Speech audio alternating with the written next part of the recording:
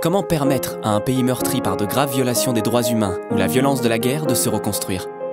Comment vivre avec cet héritage, rétablir la justice et dépasser les divisions engendrées? Comment avancer vers l'état de droit, capable de protéger tous les membres de la société?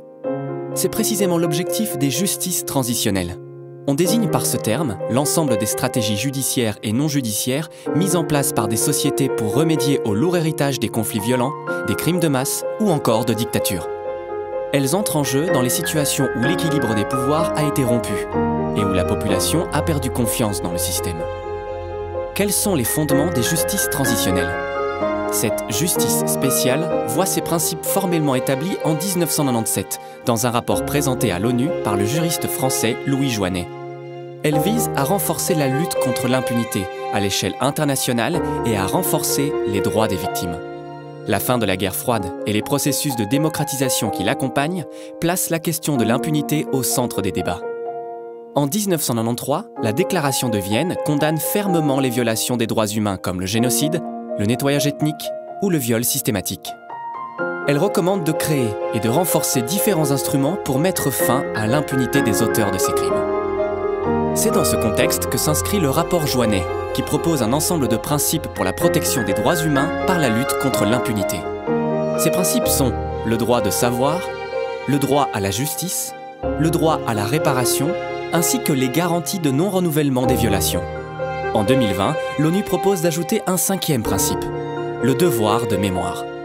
Quels sont les modes d'action des justices transitionnelles? Les pays en transition font appel à une combinaison de différents outils au service de ces 5 principes. Dire la vérité, qu'implique le droit de savoir. Le droit à la vérité est le droit de chaque victime de connaître la réalité des violations commises. C'est aussi un droit collectif. La connaissance de ces faits par la société contribue à la prévention de tels actes dans le futur. Ce droit, qui peut constituer un pas important vers la réconciliation au sein d'une société, est notamment mis en œuvre par des commissions d'enquête nationales ou supranationales. En Afrique du Sud, par exemple, la commission de vérité et de réconciliation mise en place en 1995 par le président d'alors Nelson Mandela joue un rôle clé dans la transition démocratique du pays. Juger. Comment s'exerce le droit à la justice? Ce droit implique que chaque victime puisse avoir à sa disposition un recours effectif et efficace, notamment pour obtenir le jugement de se suspecter des crimes dont elle a été victime. Cela se traduit par une obligation des États à mener rapidement des enquêtes judiciaires sur les violations commises et à poursuivre, juger et condamner les responsables. Il s'agit souvent de procédures formelles visant à rendre la justice après des crimes de grande ampleur. Des modes alternatifs de résolution des conflits, MARC, peuvent également être utilisés. Ils sont parfois basés sur des traditions ou des processus informels comme la médiation. Lorsque les tribunaux nationaux ne peuvent ou ne veulent pas jouer ce rôle, les tribunaux internationaux ou les tribunaux hybrides peuvent exercer une compétence subsidiaire. Au sein d'un tribunal hybride siègent des magistrats internationaux et nationaux. C'est par exemple le cas des chambres extraordinaires au sein des tribunaux cambodgiens, CETC. Des pays tiers peuvent également intervenir sur base de la compétence universelle. Les amnisties jouent un rôle controversé. Critiquées de consentir l'impunité, elles peuvent toutefois contribuer à l'apaisement des tensions lorsqu'elles sont liées à des processus de désarmement, de recherche de la vérité ou de réparation. C'est le but du programme d'amnistie au Niger, proposé aux anciens combattants du mouvement djihadiste Boko Haram après avoir accepté de déposer les armes. Réparer. Comment procurer compensation aux victimes? Il s'agit ici du droit des victimes à obtenir réparation du préjudice subi sous forme de restitution, indemnisation ou réadaptation. Ce droit a également un aspect collectif. Par exemple, une reconnaissance officielle rétablissant les victimes dans leur dignité fait partie des mécanismes de réparation. Cette question fait notamment débat au Myanmar, où les enquêteurs de l'ONU en 2018 accusent l'armée d'avoir perpétré des actes avec une intention génocidaire à l'encontre des Rohingyas. Réformer. Comment éviter que l'histoire ne se répète? La restructuration du système politique et des institutions d'un pays joue un rôle crucial dans le processus visant à garantir le non-renouvellement des violations.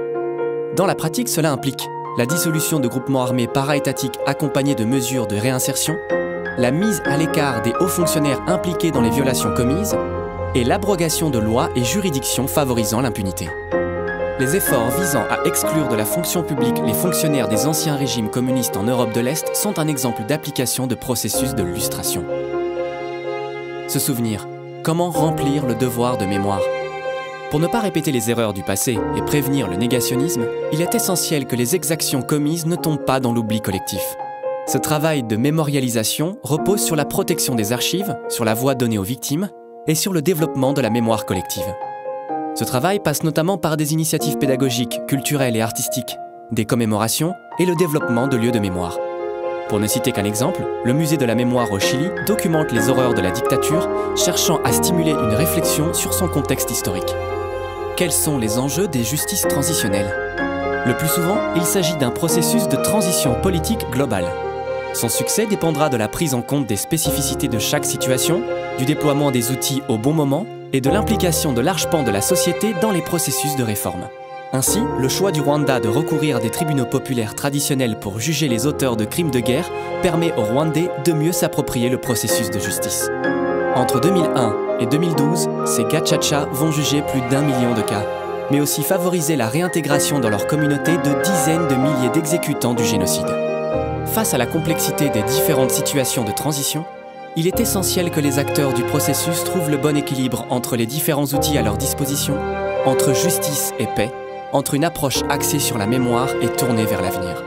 Contribuons ainsi à tirer les leçons d'un passé douloureux, afin de mieux protéger les droits de chacun à l'avenir et promouvoir le vivre ensemble.